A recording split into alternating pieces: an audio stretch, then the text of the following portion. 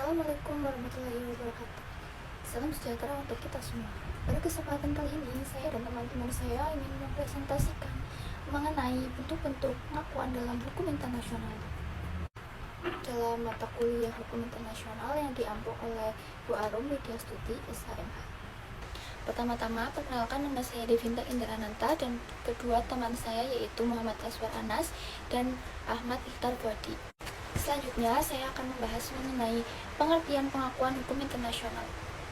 Pengakuan adalah tindakan politis suatu negara untuk mengakui negara baru sebagai subjek hukum internasional yang menimbulkan akibat hukum tertentu.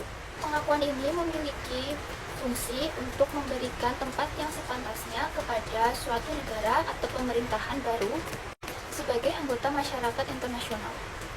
Selanjutnya ada jenis-jenis pengakuan yang dibagi menjadi dua, yaitu yang pertama ada de facto.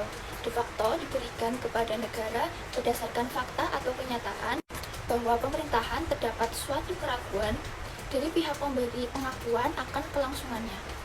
Yang kedua ada de jure. Jenis pengakuan ini diberikan apabila negara yang akan memberikan pengakuan sudah yakin betul apabila negara yang baru lahir itu akan bisa bertahan. Biasanya, suatu negara akan memberikan pengakuan secara de facto terlebih dahulu, baru kemudian melakukan pengakuan secara de jure. Teori pengakuan dibagi menjadi tiga. Ada teori deklarator, teori konstitutif, dan teori pemisah. Teori deklarator, pengakuan hanyalah sebuah pernyataan formal bahwa suatu negara telah hadir atau ada.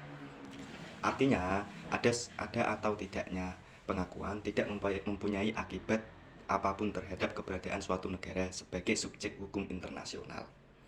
Teori konstitutif, menurut teori ini, pengakuan sangatlah penting, sebab pengakuan menciptakan penerimaan terhadap suatu negara sebagai anggota masyarakat internasional.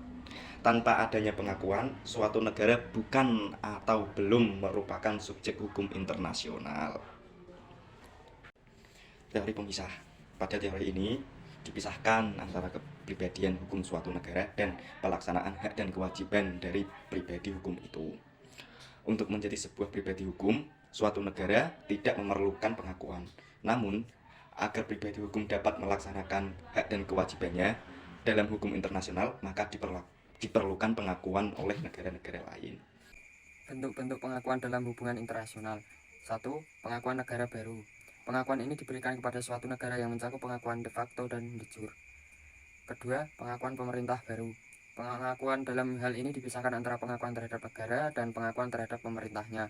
Hal ini biasanya terjadi di corak pemerintahan yang lama dan yang baru sangat kontras perbedaannya. Ketiga, pengakuan sebagai pemberontak. Pengakuan ini diberikan kepada sekelompok pemberontak yang sedang melakukan pemberontakan terhadap pemerintahan sendiri di suatu negara. Maksud pemberian pengakuan ini yaitu agar pemberontak tidak diperlakukan sama dengan kriminal biasa. Keempat, pengakuan berbeligeransi. Pengakuan ini mirip dengan pengakuan sebagai pemberontak, namun sifat pengakuan ini lebih kuat daripada pengakuan sebagai pemberontak. 5. Pengakuan sebagai bangsa. Pengakuan ini biasa diberikan kepada suatu bangsa yang sedang berada dalam tahap membentuk suatu negara. 6. Pengakuan hak-hak teritorial dan suatu internasional baru. Pengakuan ini bermula dari peristiwa Jepang ke Cina pada tahun 1931, di mana Jepang menyerbu Mansuri dan mendirikan negara boneka di sana. Padahal Jepang merupakan salah satu negara penandatanganan perjanjian Paris 1928 atau sebuah perjanjian pengakhir perang. Dengan penyerbuan Jepang tersebut sudah melanggar perjanjian yang ikut ditandatanganinya. Baik, tadi merupakan pemaparan presentasi yang disampaikan oleh saya dan kedua teman saya yang dapat ditarik kesimpulan bahwa pengakuan adalah suatu metode untuk menerima situasi-situasi faktual yang diikuti oleh konsekuensi hukumnya. Dengan adanya presentasi kali ini, saya berharap dapat bermanfaat untuk kita semua. Sekian presentasi dan pemaparan yang telah saya dan kedua teman saya sampaikan. Kurang lebihnya saya mohon maaf. Terima kasih atas perhatiannya. Wassalamualaikum warahmatullahi wabarakatuh.